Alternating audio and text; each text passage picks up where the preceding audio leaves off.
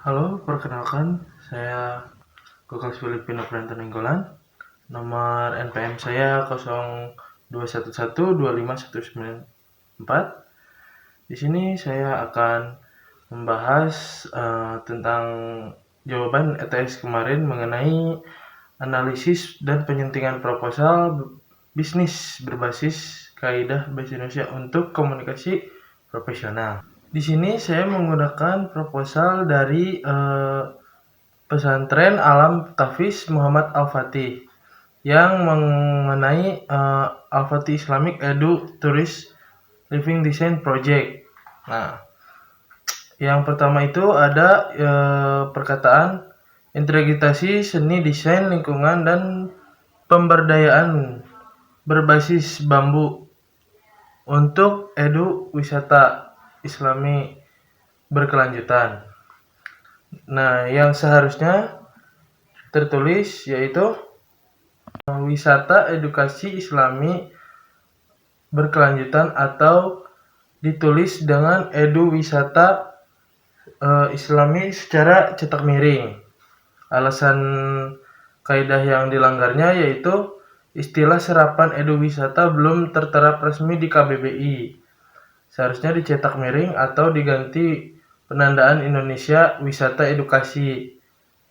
Yang kedua masih sama kesalahan pencetakan yaitu di permasalahan pada judul proposal, yaitu perkataan sistem signage and wayfinding yang informatif.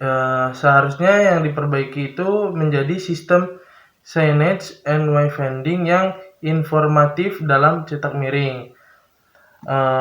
Alasan kaidahan signage dan wayfinding adalah istilah asing yang tidak baku yang wajib dicetak miring sesuai dengan KBBI. Yang kemudian ada perkataan yang salah di penulisan huruf kapital, yaitu landmark bambu ikonik. Nah, yang seharusnya ditulis dengan L besar, B besar. Ya, alasan kaidahnya yaitu dalam daftar item sementara yang berfungsi sebagai nama atau label output.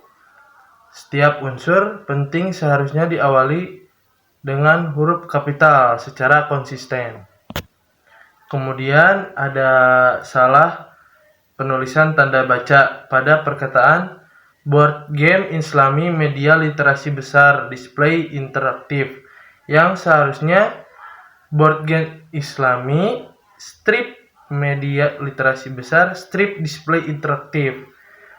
Alasan kaidahnya simbol strip atau lingkaran kecil itu bukan tanda baca resmi. Penanda butir dalam dokumen formal harusnya menggunakan tanda hubung seperti yang ada pada gambar ini. Yang berikutnya ada diksi. Diksi bagi para pada perkataan bagi para santri dan pengunjung yang seharusnya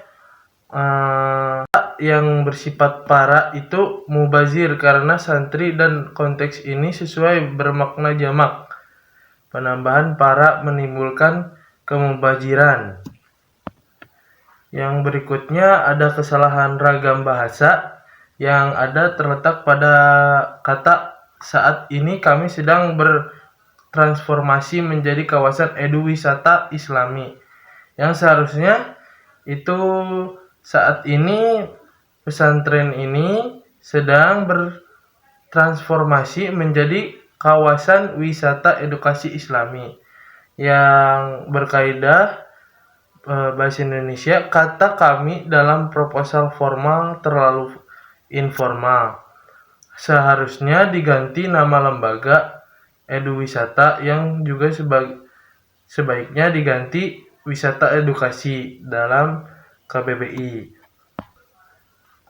Mungkin sekian saja, berikutnya akan dilanjutkan oleh teman saya.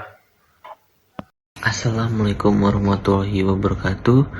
Perkenalkan, nama saya Andi Sultan Pasha Fajar dengan NPM 0211250008. Jadi berdasarkan hasil analisis kita terhadap proposal Al-Fatih Islamic Edutourism Living, dapat disimpulkan bahwa masih ditemukan berbagai bentuk kesalahan berbahasa yang tidak sesuai dengan pedoman EYD edisi 5. Dan kaidah kebahasaan Indonesia yang kita temuin itu ada berjumlah sekitar 25. Dan total yang paling dominan itu ditemukan huruf miring untuk istilah bahasa asing, dan tanda baca yang tidak baku, dan diksi tidak tepat, dan huruf kapital dan ejaan kata serapan.